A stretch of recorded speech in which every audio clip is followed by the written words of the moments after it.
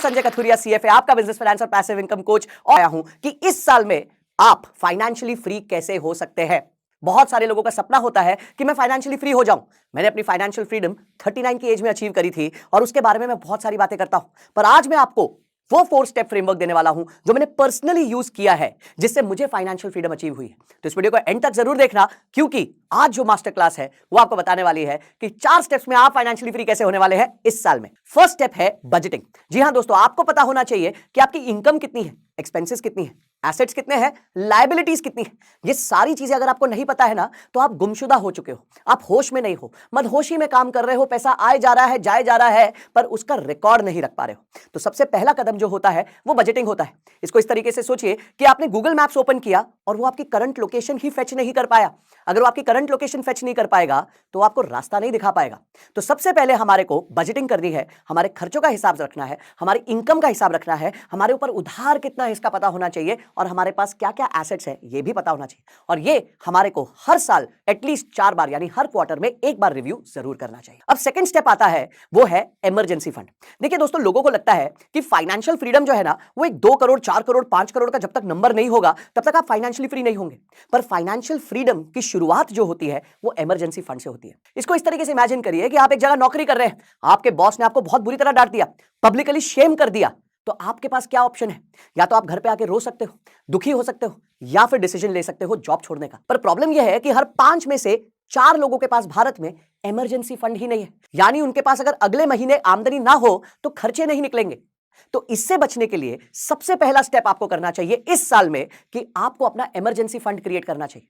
अब emergency fund कितना होना चाहिए? मिनिमम 6 महीने के आपके खर्चे। उदाहरण के तौर पे आपकी कमाई है महीने की 50,000 और खर्चे है महीने के 30,000, तो 30,000 इंटू 6, 1,80,000 के आपके पास एक इमरजेंसी फंड एफडी में पड़ा होना चाहिए। सेफ एंड सिक्योर, जब चाहिए तब मिल जाए। इसको कोई क्रिप्टो या एमएफ में मत डाल देना, हो सकता है जब जरूरत पड़े तो मिले ही ना। तो इमरजेंसी फंड जो है वो आपको ताकत देता है कि आप किसी भी चीज को ना बोल सको। इमरजेंसी फंड आपको ताकत देता है कि आप अपनी स्किल्स पे री इन्वेस्ट कर सको, और इमरजेंसी फंड आपको ताकत देता है कि आप अपने बॉस की गाली ना सुनो, क्योंकि जब आप जॉब करने जाते हो ना तो आप अपनी स्किल्स बेचते हो, अपनी इज्जत नहीं। तो इमरजेंसी फंड से आप अपनी इज्जत को वापस ले सकते हो। अब इसके बाद आता है अगला स्टेप। अगला स्टेप आता है फर्स्ट आई।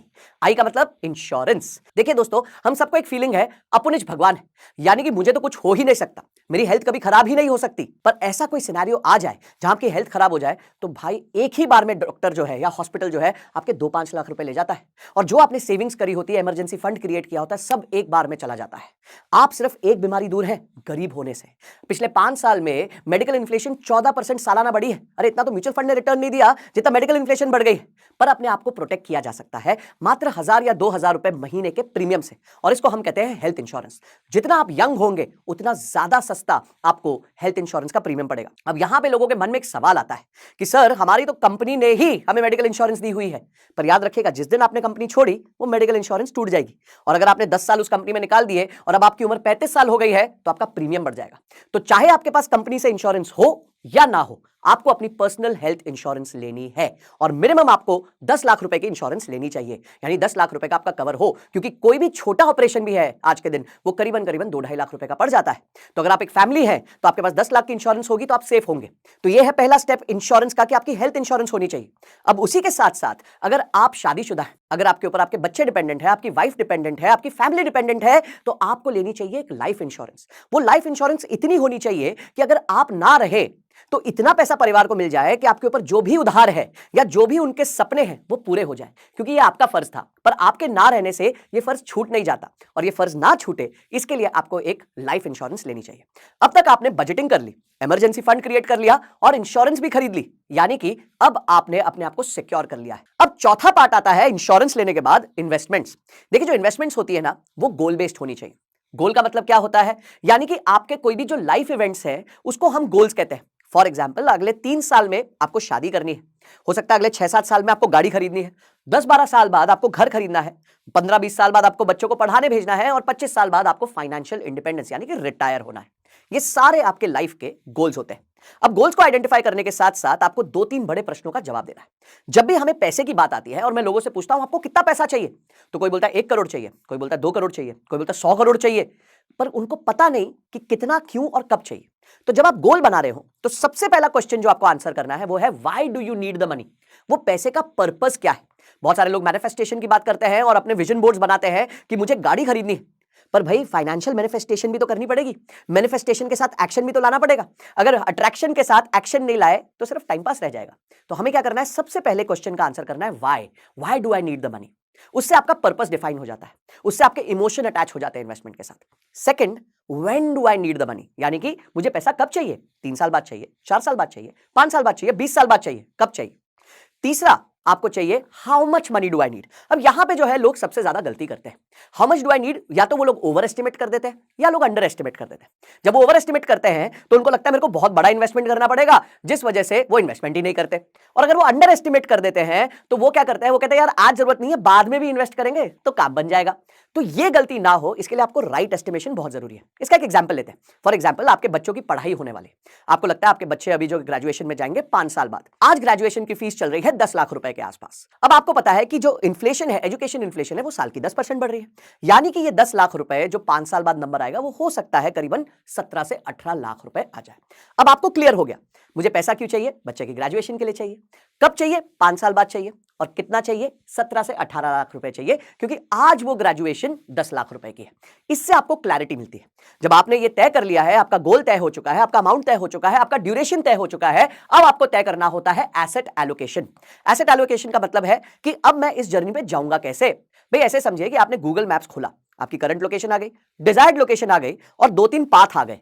तो गूगल बताएगा कि इस रूट से जाओगे तो 20 मिनट लगेंगे, इस रूट से जाओगे तो 25 मिनट लगेंगे और इससे जाओगे तो 15 मिनट लगेंगे, पर यहां टोल देना पड़ेगा।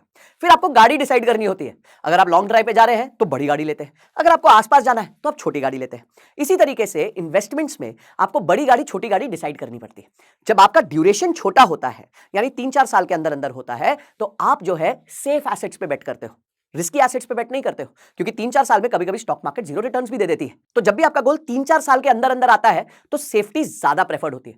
पर अगर आपका गोल लॉन्ग टर्म है, 15 साल का है, 20 साल का है, तो डेफिनेटली आप मार्केट्स में इन्वेस्ट कर सकते हो, क्योंकि मार्केट्स वॉलेटाइल तो होती है पर लॉन्ग टर्म में आपको एक अच्छा रिटर्न दे देती है, इन्फ्लेशन से ज्यादा रिटर्न भी दे सकती है। तो इसीलिए जब आपने तय कर लिया है कि आपको जाना कहां है, आपको पहुंचना कब है और आपको अमाउंट कितना चाहिए उस जगह पे, तो आपको अब अपना वाहन यानी कि एसेट एलोकेशन डिफाइन करना पड़ेगा।